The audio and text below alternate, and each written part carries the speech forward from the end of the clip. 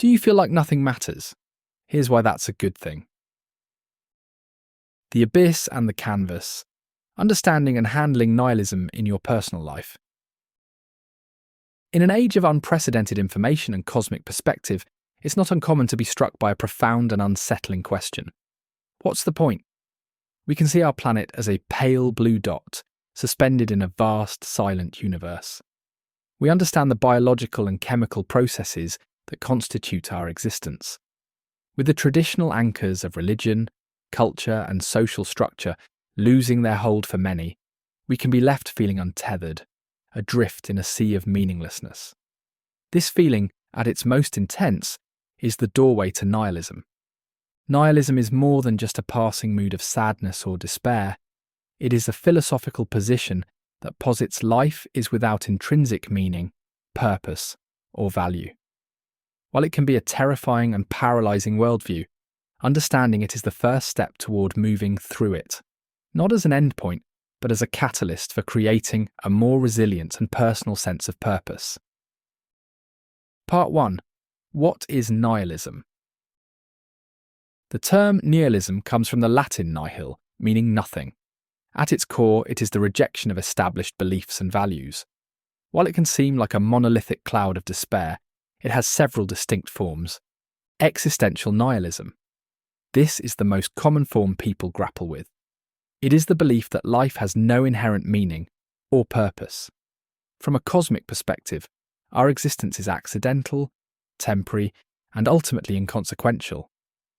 Moral nihilism. This doctrine argues that there are no inherently right or wrong actions. Morality is a complex set of rules and social constructs created by humans, not an objective truth of the universe. Epistemological nihilism. A more radical form, it suggests that knowledge is impossible to obtain, or at least that certainty in any knowledge is unfounded. For most people, the challenge comes from existential and moral nihilism. The erosion of a belief in objective purpose and morality can lead to a state of profound apathy, anxiety, or rage. If nothing matters, why do anything? Why be good? Part 2. The path through the abyss. Handling nihilism. Confronting the void of nihilism is not about curing it with simple platitudes. It's about acknowledging the intellectual and emotional weight of the argument and then choosing how to respond. The absence of prescribed meaning can be seen not just as a void, but as a profound and radical freedom. Here is how to navigate it. Step 1. Acknowledge and accept the feeling. The first and most crucial step is to not fight the feeling. Acknowledging that the universe may not have a pre-written purpose for you is an honest assessment of a particular worldview. Trying to suppress this thought or shaming yourself for having it will only lead to greater anxiety. Sit with the discomfort. Accept the possibility that meaning isn't something you find, but something you build. This acceptance is not defeat. It is the foundation upon which you can construct a meaningful life. Step 2. Embrace the freedom of created meaning, the existentialist response. The philosophers of existentialism, like Jean-Paul Sartre and Simone de Beauvoir, stared directly into the nihilistic void and offered a powerful alternative. Sartre famously stated that existence precedes essence. This means that we are born, we exist, without a predetermined purpose or essence. You are condemned to be free. If there is no divine plan or cosmic purpose, then you are entirely free to define yourself through your actions and choices. This freedom can feel like a heavy burden, but it is also an immense power. You are the artist, and your life is the canvas. The meaning of your life will be what you paint on it. Create your own values. If there is no objective morality, it doesn't mean you must descend into chaos. It means you have the responsibility to choose your own values. Do you value compassion, creativity, knowledge, or community? Live in a way that authentically reflects these chosen values. Your integrity becomes your moral compass. Step 3. Rebel against the absurd, the absurdist response. The philosopher Albert Camus offered a slightly different, though equally powerful perspective. He defined the absurd as the conflict between our human desire for meaning and the universe's silent, indifferent refusal to provide it. Camus argued there are three responses to this absurd conflict. Suicide, to escape the conflict by ending one's life. Camus rejects this. A leap of faith, to ignore the problem by blindly believing in a religious or ideological system that provides ready-made answers. Camus saw this as philosophical dishonesty. Rebellion, to live in full awareness of the absurd conflict and to rebel against it. Live in spite of it all. The rebellion is to live passionately, to love deeply, and to create relentlessly, all while knowing it might be cosmically pointless. You find meaning not in a final destination, but in the struggle itself. Embrace Sisyphus.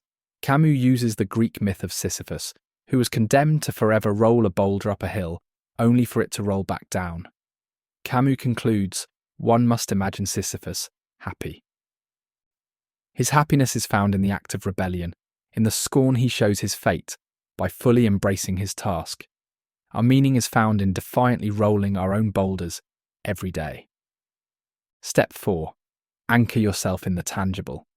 While philosophy provides the framework, practical, daily actions are what truly build a bulwark against despair.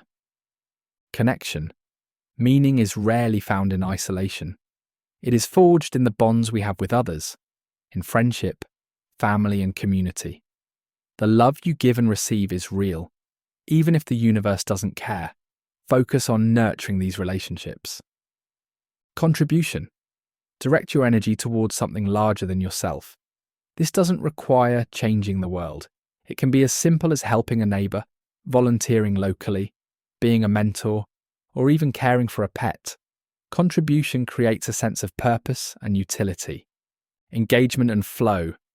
Engage in activities that fully absorb you, whether it's a hobby, your work, a sport, or art. Psychologists call this a flow state, where you are so immersed in an activity that time seems to disappear, and the nagging question of why goes silent. Mindfulness and gratitude. Ground yourself in the present moment. The indifference of the cosmos is an abstract concept. The warmth of the sun on your skin, the taste of a good meal, the sound of laughter. These are real, tangible experiences. Practicing gratitude for these small, concrete joys can be a powerful antidote to abstract dread. When nihilism becomes a health crisis. It is vital to distinguish between philosophical nihilism and clinical depression. While they can feel similar, depression is a serious medical condition characterized by persistent low mood, anhedonia, the inability to feel pleasure, changes in sleep or appetite, and low energy.